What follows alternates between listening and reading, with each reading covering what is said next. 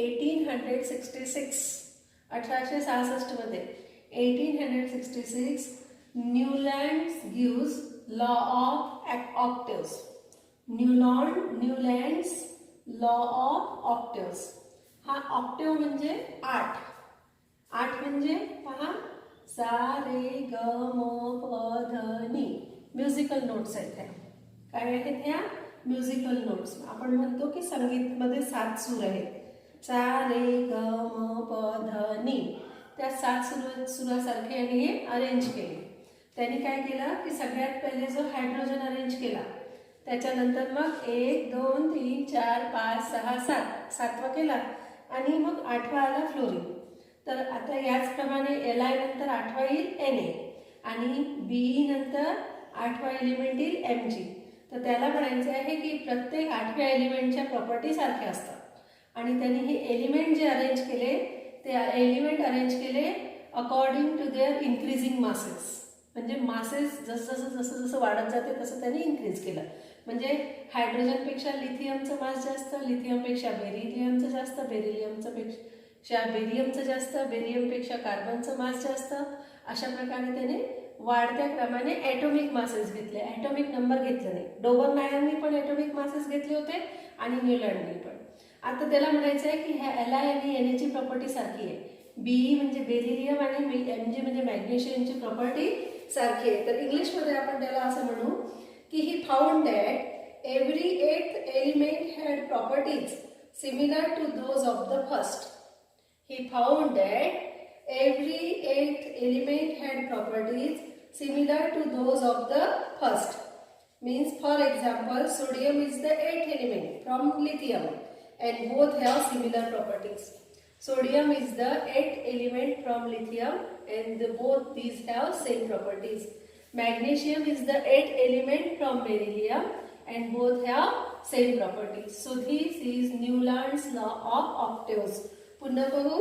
He found that every 8th element had properties similar to those of the first.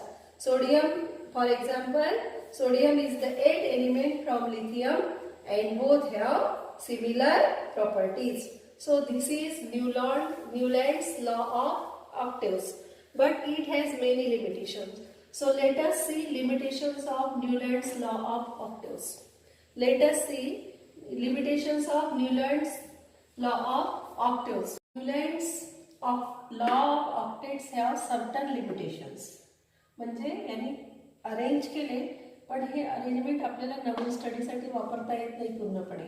तर त्याला काही limitations आहेत. तर ह्या लिमिटेशन्स काय आहेत? What are the limitations of Newlands law of octaves. न्यूलँडच्या लॉ ऑफ ऑक्टेव्सच्या लिमिटेशन काय आहेत? तर पहिली लिमिटेशन आहे की त्यांनी एका खणामध्ये 2 एलिमेंट अरेंज केले. जसं पहा इथे डू या नोटच्या खाली, डू किंवा सा ह्या नोटच्या खाली कोबाल्ट आणि निकेल हे 2 एलिमेंट्स अरेंज केले. तसंच मा किंवा फा या नोटच्या खाली सी आणि एल हे 2 एलिमेंट्स अरेंज केले. ही एक लिमिटेशन झाली. दुसरी लिमिटेशन म्हटलं तर आपण म्हणू की त्यांनी जे आहे म्हटलं की पहिल्या एलिमेंटची प्रॉपर्टी आणि 8व्या एलिमेंटची प्रॉपर्टी सारखी आहे. तर हे तर बरोबर आहे की हायड्रोजन प्लस इथे फ्लोरीन आणि क्लोरीन याची प्रॉपर्टी सारखी आहे. त्याच्यानंतर लिथियम आणि Na याची प्रॉपर्टी सारखी आहे. बेरियम आणि मॅग्नेशियम याची प्रॉपर्टी सारखी आहे. पण कधी कधी पहा की 2 एलिमेंट्स यांच्या प्रॉपर्टी सारख्या आहेत.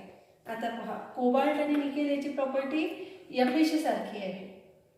पण यांनी काय केलं हे Fe इकडच्या नोटमध्ये आलं म्हणजे या कॉलममध्ये आलं आणि कोबाल्ट आणि निकेल या कॉलममध्ये आलं. आता हा कॉलम कशाचा आहे? हा कॉलम आहे फ्लोरीन. F म्हणजे फ्लोरीन, Cl म्हणजे क्लोरीन आणि Br म्हणजे ब्रोमीन. हा कॉलम आहे.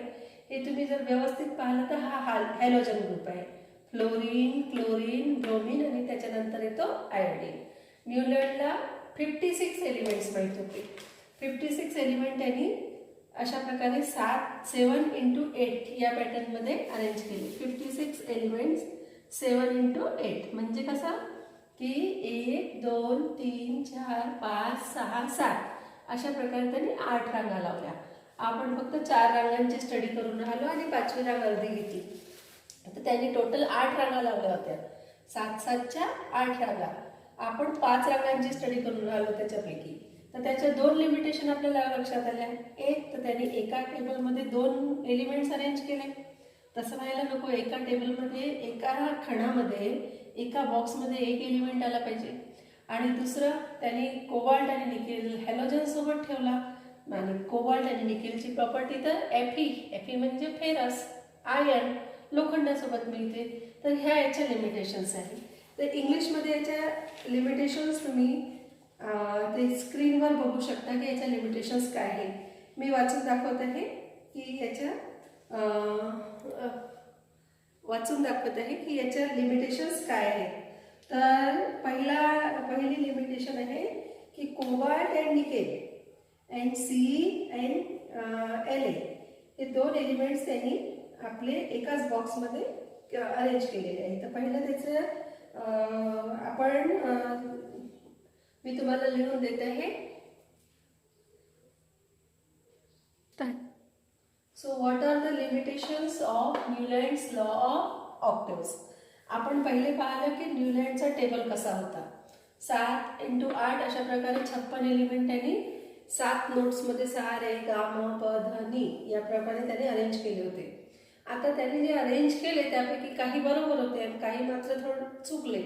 तर ते काय चुकले किंवा त्यांचे लिमिटेशन्स काय, त्यांच्या मर्यादा काय आहे, त्यांनी कुठे कुठे त्यांनी तो टेबल पूर्णपणे त्याचा सत्य नाही. लिमिटेशन्स पाहणार आहे आपण. Limitations of Newlands law of octaves. पहिलं, he place 2 elements in the same box. तुम्ही पाहिलं असेल की एका बॉक्समध्ये त्यांनी कोबाल्ट आणि निकेलला आणि दुसऱ्या बॉक्समध्ये सी आणि एलला ठेवलं. ठीक आहे. आणि एका बॉक्समध्ये एकच एलिमेंट यायला पाहिजे, त्यांनी 2 एलिमेंट ठेवले. तर पहिले लिमिटेशन हे तुम्हाला पाठ करायचे आहे. ते limitations of Newlands law of octaves हे व्हिडिओ पॉज करून तुम्ही लिहून घ्यायचं आहे. He place 2 elements in the same box. That is cobalt and nickel and C and L. मग दुसरा मुद्दा तुम्हाला पाठ करायचा आहे की he place nickel and cobalt under the note do किंवा सा along with halogens. He placed nickel and cobalt under the node do किंवा सा along with halogens. त्यांनी हा हॅलोजन ग्रुप सोबत ठेवला आणि याच्या प्रॉपर्टीज कशासोबत आहे मॅच होतात किंवा सिमिलर होतात, ते Fe सोबत होतात. तर हा Fe त्याने दुसऱ्या नोटमध्ये ठेवला आणि निकेल आणि कोबाल्ट दुसऱ्या ग्रुपमध्ये ठेवला. मग त्याला इंग्लिशमध्ये आपण असं वाचलं, ही placed nickel and cobalt under the note do along with halogens, but the properties of nickel and cobalt are similar to Fe and Newland placed Fe under the node Ni. सा रे गा म प ध नि. म्हणजे हा जो आहे निकेल आणि कोबाल्ट हा सा ग्रुपमध्ये ठेवला आणि Fe हा नी मध्ये ठेवला. आणि निकेल आणि कोबाल्टच्या प्रॉपर्टीज Fe सोबत मिळतात, पण हा त्यांनी कशासोबत ठेवला, तर हा त्यांनी हॅलोजन सोबत ठेवला. ठीक आहे. आणि तिसरा जो पॉइंट आहे लिमिटेशन्समध्ये, ही अरेंज 56 एलिमेंट्स इन 8 रोज. त्याच्या वेळेपर्यंत 56 एलिमेंट माहीत होते, पण नंतर जे एलिमेंट डिस्कवर झाले तर याच्या टेबलमध्ये ठेवता येणं शक्य नव्हते. मग त्याला इंग्लिशमध्ये आपण असं म्हणू की नंतरचे एलिमेंट जे डिस्कवर झाले, ज्या नंतर एलिमेंटचा शोध लागला, तो त्याच्या टेबलमध्ये ठेवता येणे शक्य नव्हते. मग आपण इंग्लिशमध्ये असं म्हणू त्याला, he arranged 56 elements in 8 rows, but his table did not have provisions to accommodate the newly discovered elements. मग आता आपण पुन्हा पाहू. What are the limitations of Newland's law of octaves? First, he placed 2 elements in the same box, cobalt and nickel, Ce and La.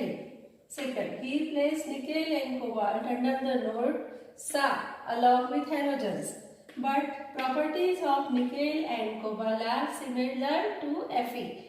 Iron. Newland placed Fe under the node nickel, Ni. Third, he arranged 56 elements in 8 rows, but he did not have provisions to accommodate the newly discovered elements. Text बुकच्या page number 17वर हे limitations दिले आहे. त्याप्रमाणे तुम्हाला पॉईंटमध्ये अशा प्रकारे हे 3 लिमिटेशन्स लर्न करायचे आहेत. ओके, तर त्याच्यानंतर आपण पाहणार आहे मेंडेलिव्हज पिरियॉडिक टेबल.